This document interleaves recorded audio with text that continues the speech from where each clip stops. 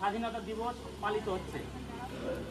এই ৭৮তম স্বাধীনতা দিবসের মুহূর্ত আমরা স্কুলে প্রাঙ্গণে যেমনভাবে পালিত করছি, ঠিক ভারতের বিভিন্ন প্রান্তে পালিত হচ্ছে।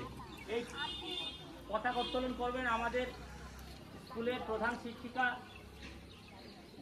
আগ্নেশ জয়ন্তী মহাশয়া। তাকে এই পতাকার তলে যাওয়ার জন্য অনুরোধ করছি। তাকে সহযোগিতা করবেন আন্না ম্যাডাম।